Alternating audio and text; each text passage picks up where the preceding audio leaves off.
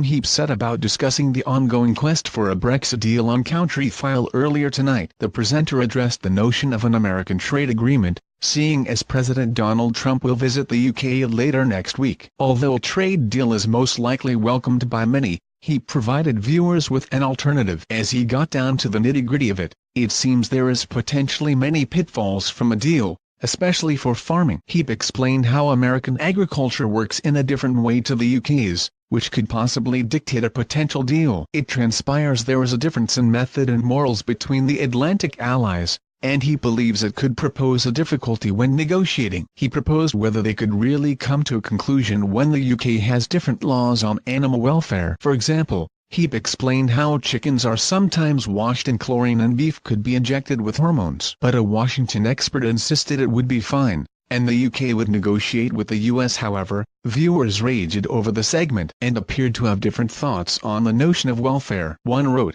"Only if you eat processed food, remember. Plus intensive farming here is nothing compared to America. Importing won't help our economy or health."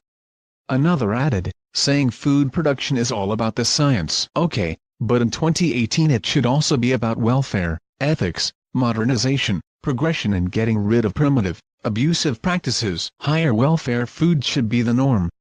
A third shared, Countryfile put a large label chlorinated chicken on it. Or legislate for sellers of chlorinated chicken to put in a biocontrolled L with foot wash and biosuits for all those entering. Put the Union flag on labels, buy British, buy quality.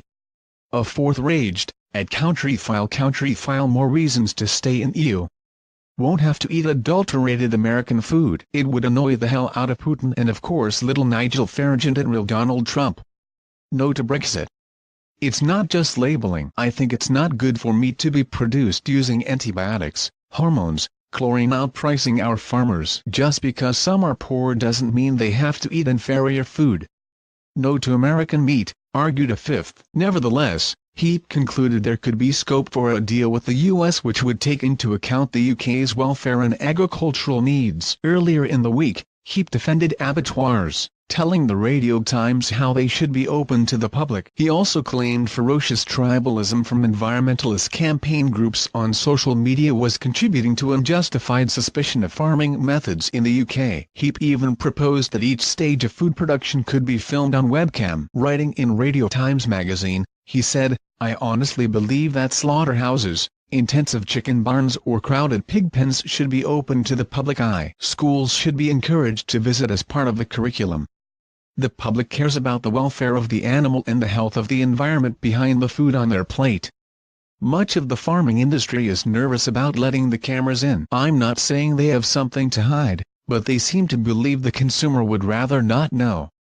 For me, secrecy breeds malpractice inside and, frequently unjustified, suspicion on the outside. It's very easy for campaign groups to fill in the void with their own version of how animals are treated.